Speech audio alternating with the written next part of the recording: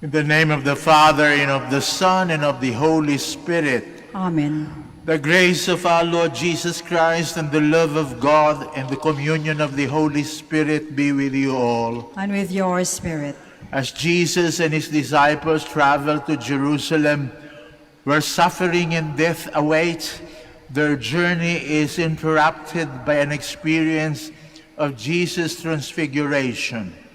Up on the mountain, the three disciples get a glimpse of the glory that their Master will have after his resurrection.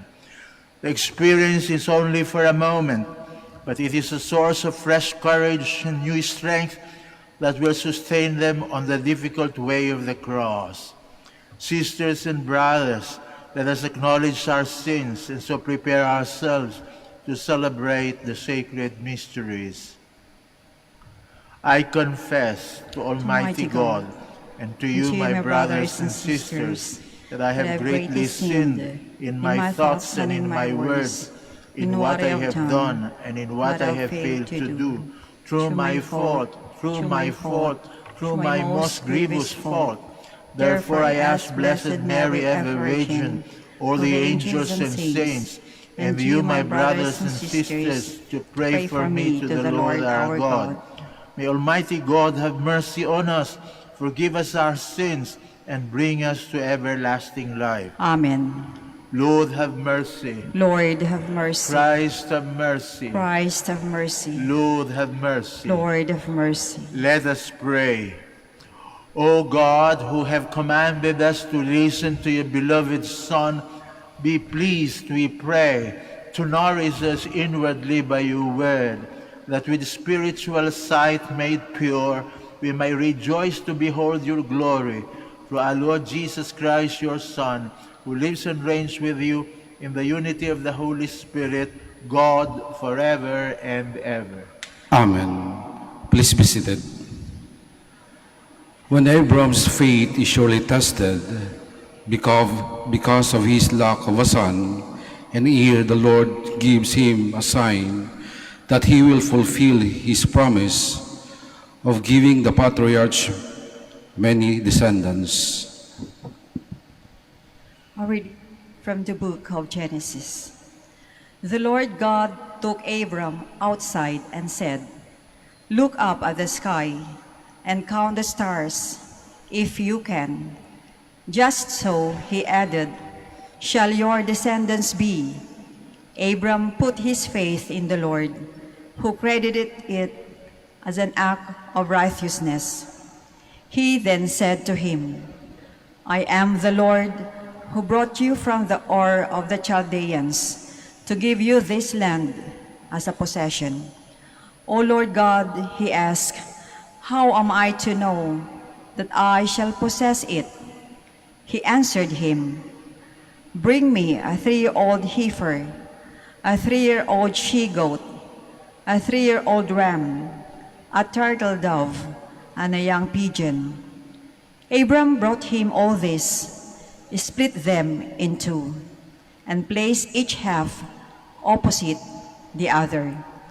But the birds he did not cut up. Birds of prey swooped down on the carcasses, but Abram stayed with them. As the sun was about to set, a trance fell upon Abram, and a deep, terrifying darkness enveloped him. When the sun had set and it was dark, there appeared a smoking firepot and a flaming torch, which passed between those pieces. It was on that occasion that the Lord made a covenant with Abram, saying, "To your descendants I give this land, from the Wadi of Egypt to the great river, the Euphrates." The word of the Lord. Thanks be to God.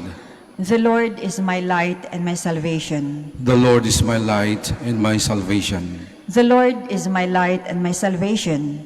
Whom should I fear? The Lord is my life's refuge. Of whom should I be afraid? The Lord is my light and my salvation. Hear, O Lord, the sound of my call. Have pity on me and answer me. Of you my heart speaks, you my glance seeks. The Lord is my light and my salvation. Your presence, O Lord, I seek. Hide not your face from me. Do not in anger repel your servant.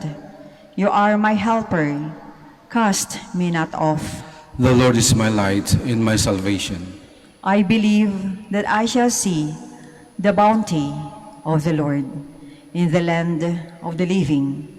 Wait for the Lord with courage. Be stout-hearted and wait for the Lord. The Lord is my light and my salvation. Because the cross of Christ is a scandal to the Jews and folly to the Gentiles, Christian converts may be tempted to abandon it.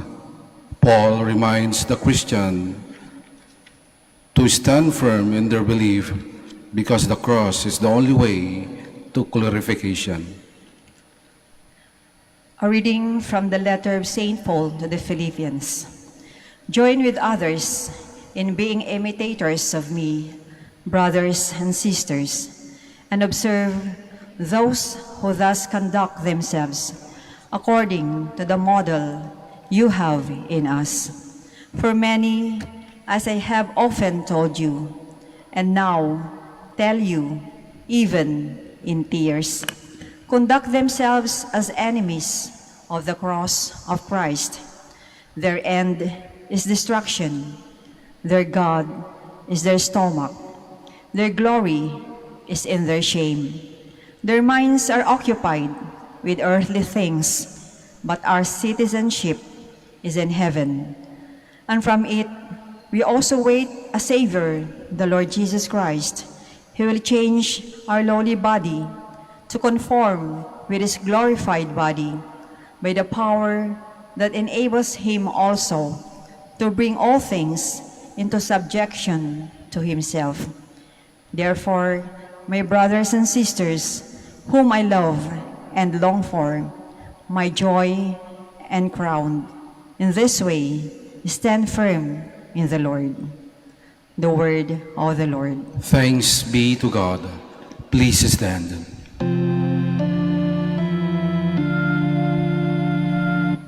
From the shining cloud, the Father's voice is heard. This is my Son, my beloved. Listen to Him.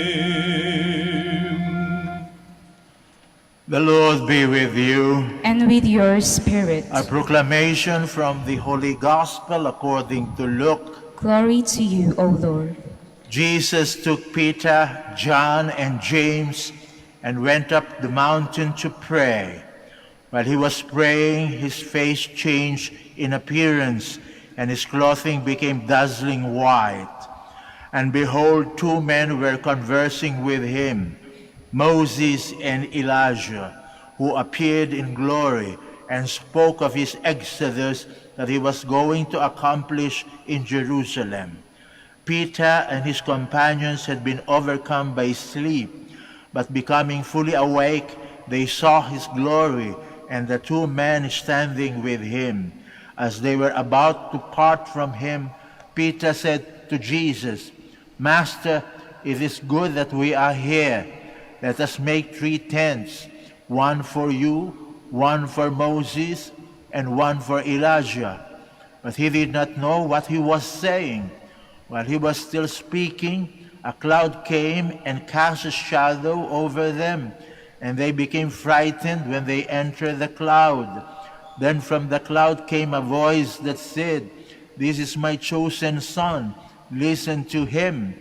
After the voice had spoken, Jesus was found alone. They fell silent and did not at that time tell anyone what they had seen. The Gospel of the Lord. Praise you, Lord Jesus Christ. Please be seated. Bago pa man, nagbagong anyo ang ating Panginoong Jesucristo, Transfiguration. Pinahayag niya ang kanyang kaluwalhatian sa harap ng kanyang mga piling-piling apostoles. Bago pa man nangyari yan, sinabihan na sila ng ating Panginoong Jesucristo ayon sa salaysay sa Ebanghelyo ni San Marcos kung ano ang malagim na kamatayan na kanyang pagdurusahan. Siya'y ipagkakanulo sa mga may kapangyarihan, pagkatapos siya'y maghihirap sa kanilang mga kamay hanggang mamatay na nakapako sa krus upang tubusin ang kasalanan ng sangkatauhan. Parang hindi yata naunawaan ng mga apostoles itong pahayag na ito, sapagkat katatapos pa lang niyang ipahayag na ganito ang mangyayari sa kanya, yung magkapatid na si Santiago at si Juan ay lumapit na sa kanya at nagsabi na kung itatatag mo ang iyong kaharian, pwede ba isa sa amin ilagay mo sa iyong kanan at yung isa sa iyong kaliwa? Sa makatwid, yung dalawa, inuunahan na yung ibang mga apostoles upang sa ganon, maganap yung kanilang ambisyon. Kala nila, tatatag ng ating Panginoong Jesucristo ay isang kahariang pangpolitika na mayroong mga pwesto na dapat punuin. Para bang hindi nila narinig yung sinabi ng ating Panginoong Jesucristo na kaya siya nagpunta rito para magsilbi, at yung pagsisilbing yun makakarating hanggang siya'y magdusa, sukdulan na mamatay siya sa krus. Parang hindi narinig, sapagkat sila ay pinaghaharian ng kanilang mga ambisyon. Nung marinig yun ng ibang mga apostoles, inawa yung dalawa, sapagkat yung pala, yung ibang mga apostoles, meron din palang mga ambisyon na pumwesto doon sa kaharian ng ating Panginoong Jesucristo. Kaya nga kung babasahin nyo yung bahaging yan ng Ebanghelyo ni San Marcos, makikita ninyo kung ano ang nangyayari sa mga apostoles na hindi nakakaintindi kung ano yung paghahari ng ating Panginoong Jesucristo. Kala nila ating Panginoong Jesucristo parang yung ordinaryong tradisyonal na politiko na magkakaroon ng isang kaharian, at kung kayo'y malapit sa haring yon, mabibiyayaan kayo. Kaya parang nagsalita sa mga bingi ang ating Panginoong Jesucristo. Makatatlong ulit na niyang sinabi yun kung ano mangyayari sa Kanya. Pagsisilbihan niya ang mga tao, pakikita niya kung hanggang saan makakarating ang Kanyang pag-ibig. Kahit sa kagipitan, hindi niya iiwanan, hindi niya aayawan, kahit na mamatay pa siya sa krus. Yun ang sinasabi niya.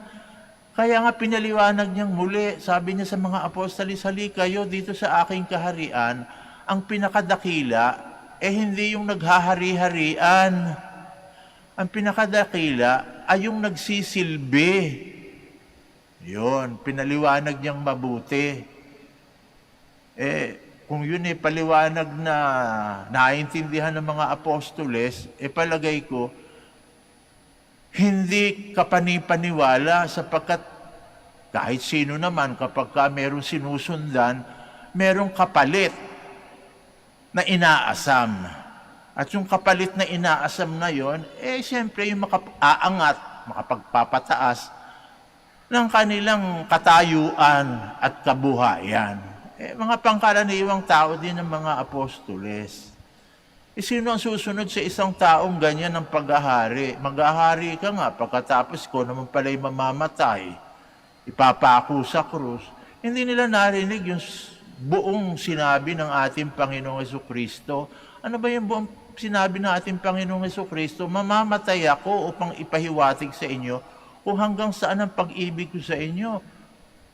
Parang ganon. Pangako na hindi ko iiwanan. Cross my heart o cross my heart. Yun ang sinasabi natin pag nangangako. Cross my heart.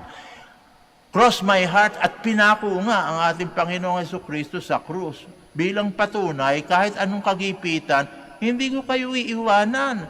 Hindi ko kayo aayawan. Pero hindi diyan magtatapos. Mabubuhay akong mag-uli para kayo'y dalhin doon sa aking tunay na kaharian sa piling ng Ama. Ayun, dadaling ko lahat kayo doon kung kayo'y susunod sa akin. May kasunod pa. Hindi nila pinakikinggan yun sapagkat sila'y sinapian ng kanilang mga sari-sariling ambisyon at pangarap. Kapag tayo'y puro pangarap lang natin ang ating iniintindi, hindi natin naririnig yung sinasabi ng ating kapwa. Hindi naririnig yung sinasabi ng ating Panginoon.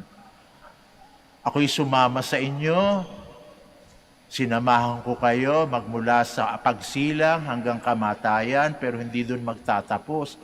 Mabubuhay akong magmuli at kayo'y isasama ko sa kaligayahang walang hanggan. Sapagkat ganyan ang pag-ibig. Ang pag-ibig, kaisa ng buhay. Magkaisa yan, hindi pinaghihiwalay.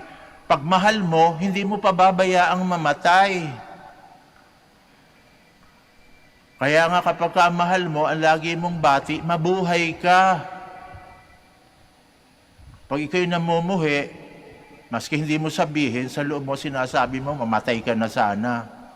Pero kapag mahal mo, hindi mo pababayaang mamatay. Ganon din ang Panginoon, hindi tayo pababayaang mamatay. Ang kanyang kamatayan, pansamantala lang, mabubuhay na mag-uli at sa kaluwalhatian, babalik sa Ama at tayo'y isasama. Kaya ang programa ng Panginoon, nakalatag na. Yan ang pangako niya. At yun ay ating binabalik-balikan kapag tayo nagmimisa. Hindi nyo ba napapansin? Pagkatapos ng konsagrasyon, ang tinapay at alak ay naging katawan at dugo ni Kristo sa pamamagitan ng milagro ng ating Panginoon sa pagmimisa. Ano sinasabi ng pare? The mystery of faith. Ayan, ang misteryo ng pananampalataya, sabay-sabay tayo, kinakanta natin o sinasabi, si Kristo'y namatay, si Kristo'y nabuhay, si Kristo'y babalik sa wakas ng panahon. Yan ang plataforma ni Kristo. Nakalatag na yan at nangyari sa Kanya.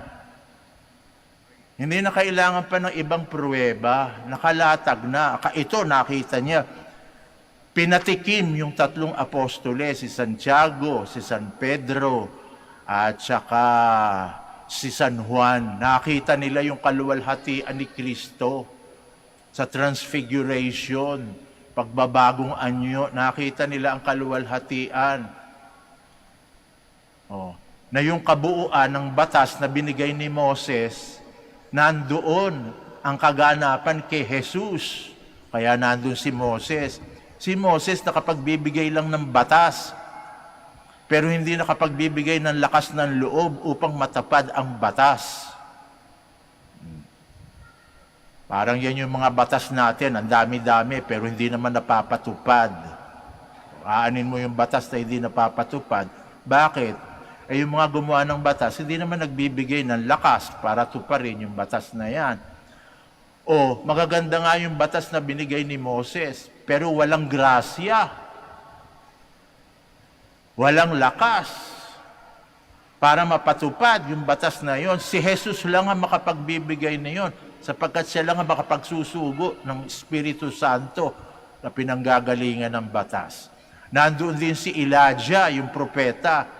Yung propeta, nagtuturo sa atin kung saan tayo pupunta. Kung saan tayo papupunta pag hindi natin tinupad ang kalooban ng Diyos. Pero hindi niya masabi kung saan tayo pupunta kapag tinupad natin ang kalooban ng Diyos. Bakit hindi niya masabi yun? Hindi siya galing dun eh. Paano niya masasabi? Ang masasabi lang niya, pag hindi niyo tinupad, itong kalooban ng Diyos, ito mangyayari sa inyo, ha? Yun. Kaya matatakot kayo. Sapagkat nangyayari yan, nakikita sa kasaysayan ng Israel. Pag naging matigas ulo ang mga tao ng Israel, kung ano-anong mga kamalasan ang nangyayari sa bayan, pero hindi nila nalalaman kung kayo tutupad sa kalooban ng Diyos. ano mangyayari sa inyo? Si Jesus lang ang makapagsasabi noon. Bakit? Galing siya dun eh. Yun ang kanyang tahanan eh. O kaya si Jesus, ang anak ng Diyos, siya lamang ang may kapangyarihan na bunutin tayo dito sa bayang kahapis-hapis upang tayo magkaroon ng kaligayahang walang hanggan. At yan ang pinangako niya. Cross my heart. Mamatay man ako. O, namatay nga. Pero nung mamatay siya, pansamantala lang, nabuhay na mag-uli at sinasabing, halika kayo, sumunod kayo sa akin. O kayo ba sumusunod sa ating Panginoon? Kaya pag sinundan natin ang Panginoon, kung saan pumunta ang Panginoon, doon din tayo pupunta. Ganun lang kasimple buhay ng tao, no? Follow the leader. Kung sinong pinuno, ang inyong susundin at sasamahan, kung saan pulutin yung pinunong yon, doon kayo pupulutin. O, karanasan natin yan dito sa bayang to. O, katakot-takot na yung mga sinusunod nating mga namumuno. O, saan tayo pinupulot?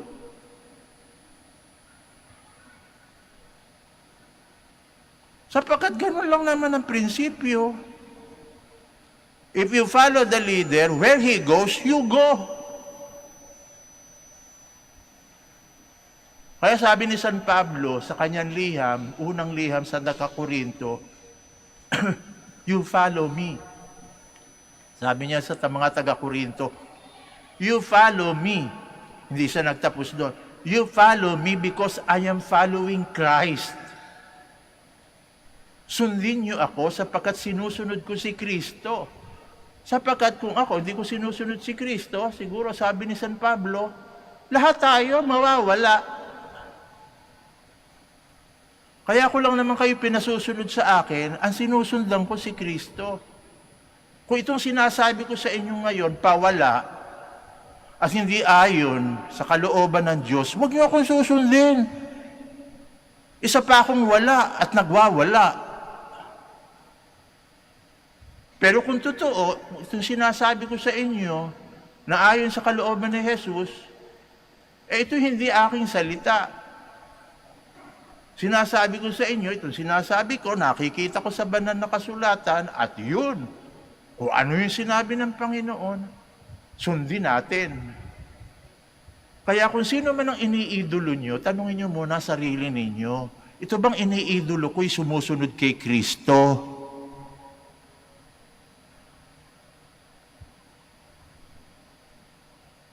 Yun, tatanungin nyo.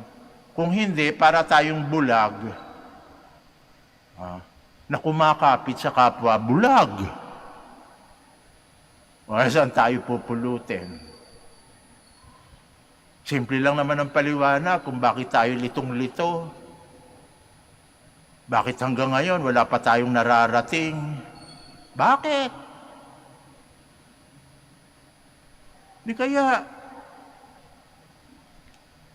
hindi tama yung mga sinusunod natin at sinusundan natin. Yung mga programa nila, hindi natin malaman kung ano-ano. Yung mga pangako nila, wala silang lakas na tuparin. Yung bang mga nangangako sa atin, katulad ni Kristo, makapagsasabing, cross my heart, I will die for you. Walang iwanan, walang ayawan. Meron ba nagsabi sa inyo at tinupad? Pero ang ating Panginoon, ayan, maliwanag man na maliwanag. Ang programa niya, kitang-kita natin.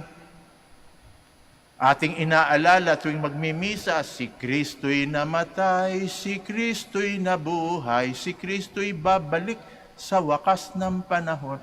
Ngayon, kung susundan ko si Kristo, yung pananampalatayang yan, mangyayari din sa akin sapagkat sinundan ko siya. Kaya pwede ko rin kantahin, ako ay namatay, ako ay nabuhay, ako ay babalik sa wakas ng panahon. At kung lahat tayo, sa lahat ng ating gagawin, iniisip natin, ito ba ang kalooban ni Kristo? Di sama-sama tayo, walang maiiwan.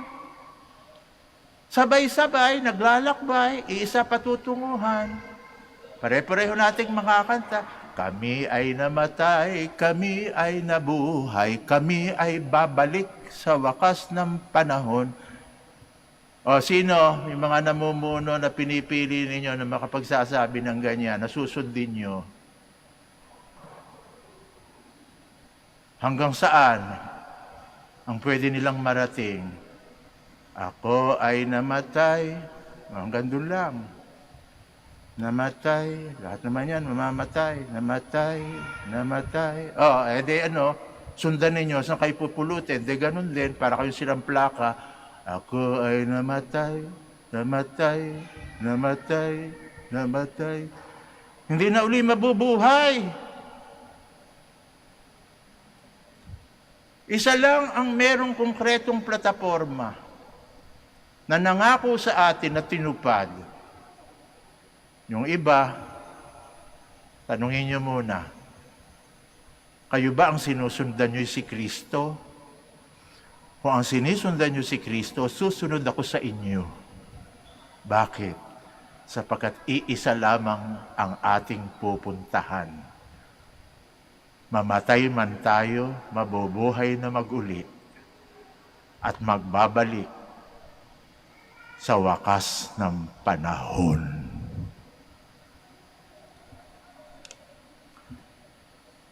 We all stand to profess our faith.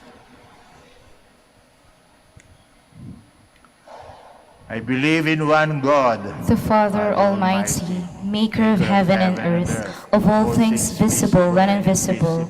I believe in one Lord Jesus Christ, the only begotten Son of God, born of the Father before all ages, God from God, light from light, true God from true God, begotten not made, consubstantial with the Father. Through him all things were made. For as man and for our salvation, he came down from heaven, and by the Holy Spirit was incarnate of the Virgin Mary, and became man. For our sake he was crucified under Pontius Pilate. He suffered death and was buried, and rose again on the third day, in accordance with the Scriptures. He ascended into heaven, and is seated at the right hand of the Father. He will come again in glory to judge the living and the dead, and his kingdom will have no end. I believe in the Holy Spirit, the Lord, the giver of life, who proceeds from the Father and the Son, who with the Father and the Son is adored and glorified, who has spoken through the prophets. I believe in one holy, Catholic, and Apostolic Church. I confess one baptism for the forgiveness of sins, and I look forward to the resurrection of the dead and the life of the world to come. Amen. Father, our covenant with you in Christ is the cause of our hope. Now we humbly approach your throne, O God, as we lift our supplications to you, we pray. Sustaining God, hear us. Sustaining God, hear us. For Pope Francis, bishops, priests, deacons, religious men and women, through their faithful witnessing, may they carry out with zeal the mission of mercy of Christ, we pray. Sustaining God, hear us.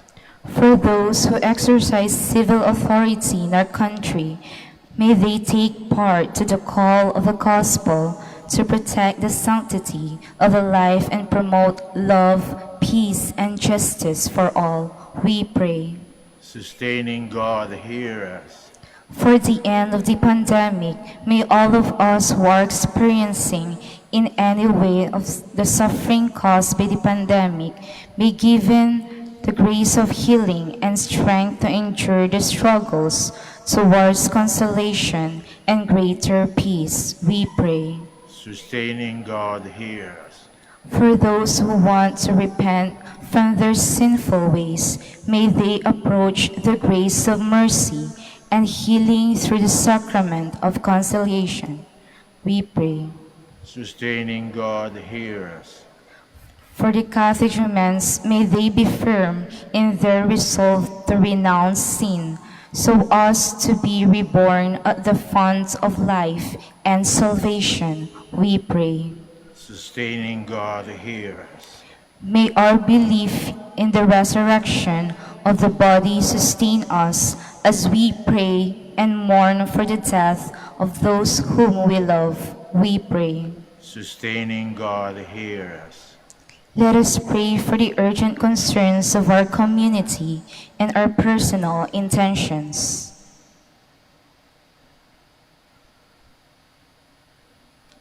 We pray.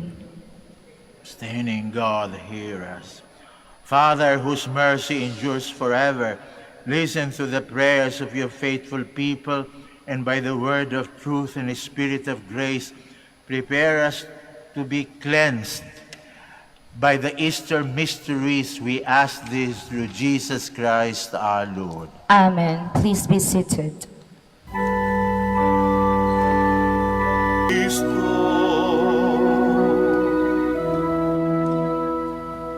Please stand. Pray, my dear friends, that our sacrifice may be acceptable to God, the Almighty Father. May the Lord accept the sacrifice at your hands for the praise and glory of his name, for our good and the good of all his holy church. May this sacrifice, O Lord, we pray, cleanse us of our faults and sanctify your faithful in body and mind for the celebration of the Paschal festivities through Christ our Lord. Amen. The Lord be with you. And with your spirit. Lift up your hearts. We lift them up to the Lord. Let us give thanks to the Lord our God. It is right and just. It is truly right and just, our duty and our salvation always and everywhere, to give you thanks, Lord, Holy Father, Almighty and eternal God, through Christ our Lord. For after he had told the disciples of his coming death on the holy mountain, he manifested to them his glory, to show even by the testimony of the law and the prophets that the passion leads to the glory of the resurrection. And so with the powers of heaven, we worship you constantly on earth, and before your majesty without end, we acclaim. Holy, holy, holy, Lord God of hosts. Heaven and earth are full of your glory. Hosanna in the highest. Blessed is he who comes in the name of the Lord. Hosanna in the highest. Please kneel. You are indeed holy, O Lord, the fount of all holiness. Make holy, therefore, these gifts, we pray, by sending down your Spirit upon them like the dew fall, so that they may become for us the body and blood of our Lord Jesus Christ. At the time he was betrayed and entered willingly into his passion, he took bread and giving thanks, he broke it, gave it to his disciples, saying, "Take this, all of you, and eat of it, for this is my body, which will be given up for you."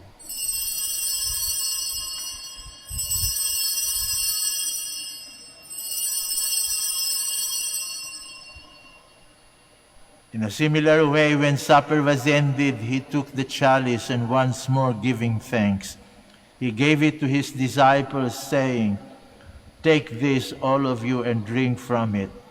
For this is the chalice of my blood, the blood of the new and eternal covenant, which will be poured out for you and for many for the forgiveness of sins. Do this in memory of me."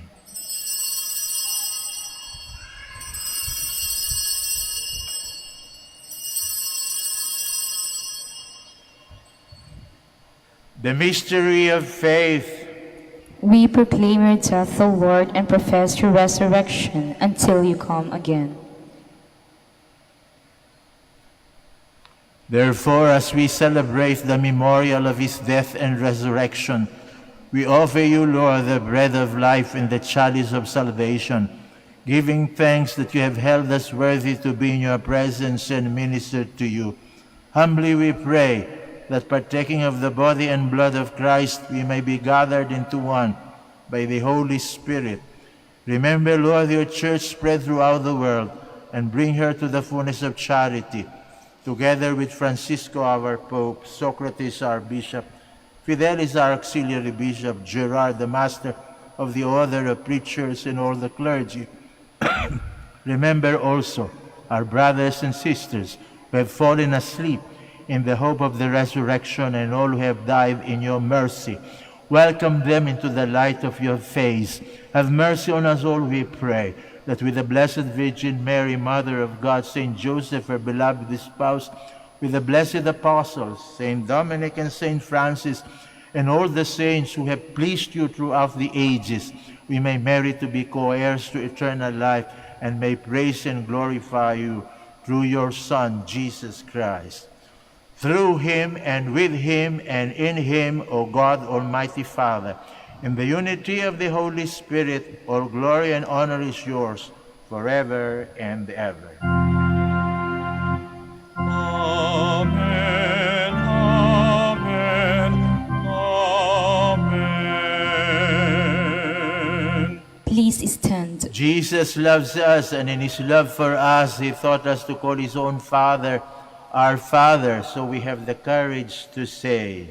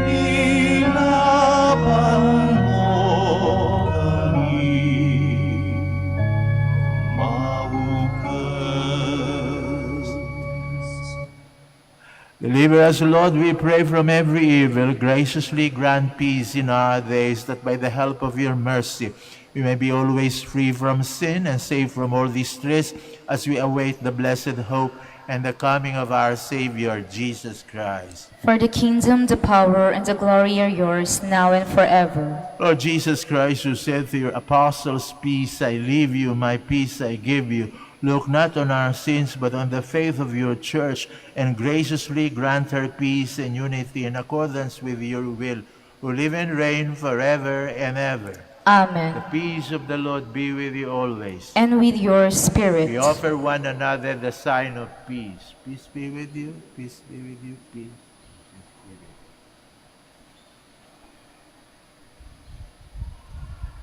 Lamb of God, You take away the sins of the world, have mercy on us. Lamb of God, you take away the sins of the world, have mercy on us. Lamb of God, you take away the sins of the world, grant us peace. Please kneel.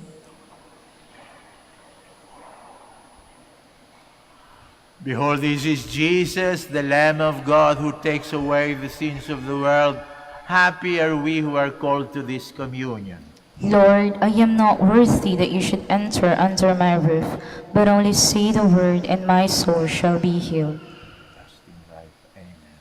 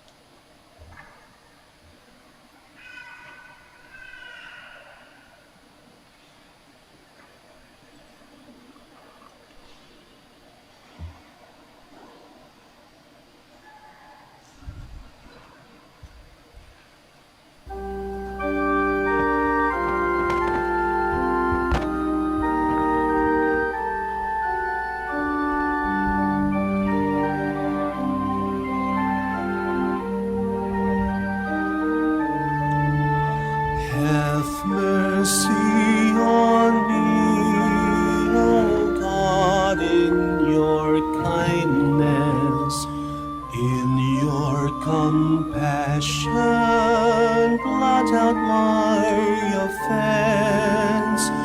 Wash me, O God, from the stain of my guilt, and cleanse me from my sin.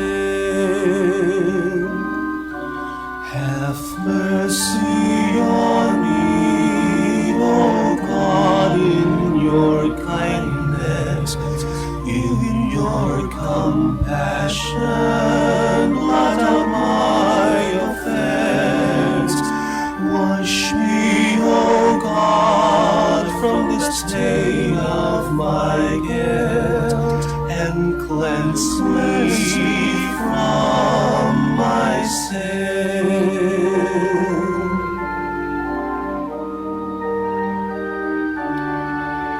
My offenses, truly I know them. My sin is always before me. Against you alone have I sinned. What is evil in your sight I have done.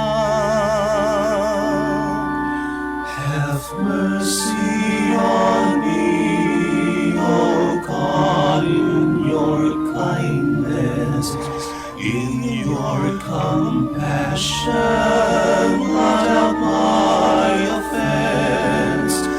Wash me, O God, from the stain of my guilt, and cleanse me from my sin.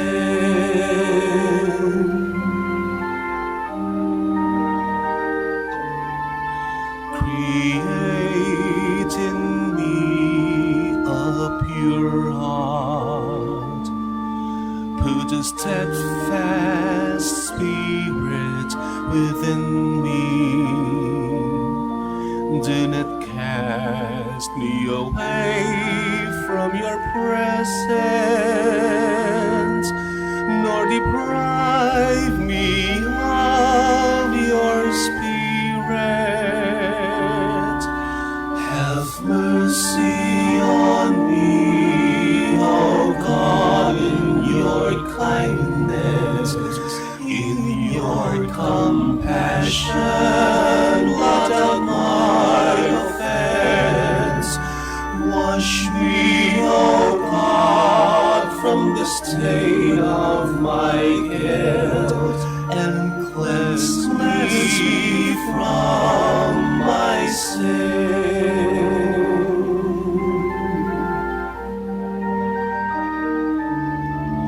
Defend me, O God, my Savior. My tongue shall sing out your goodness. O Lord, open my lips, and my mouth shall proclaim your praise. Have mercy on me, O God, in your kindness, in your compassion, blot out my offense. Wash me, O God, from the stain of my guilt, and cleanse me from my sin.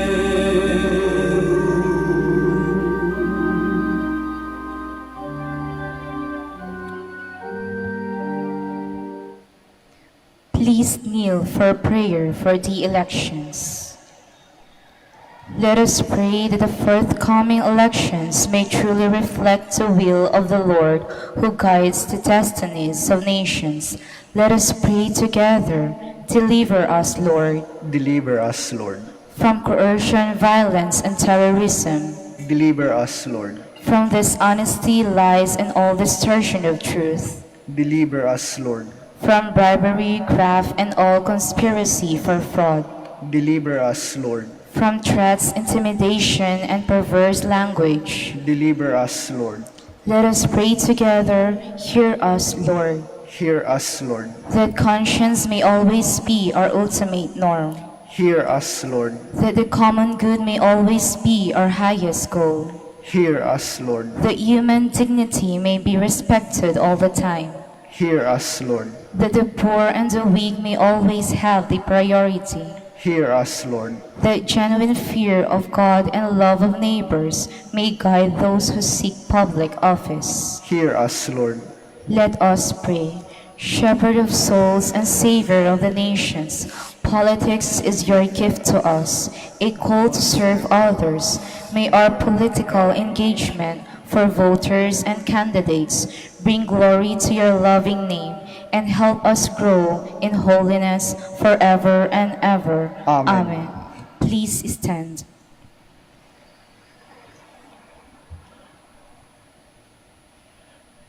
Let us pray.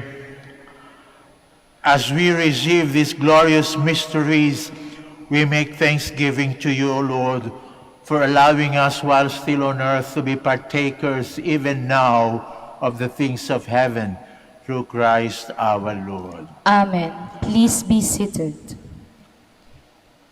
Dear devotees of Our Lady of Manawag, the summer feast of Our Lady of the Rosary of Manawag will be on May 4, 2022, third Wednesday after Easter Sunday.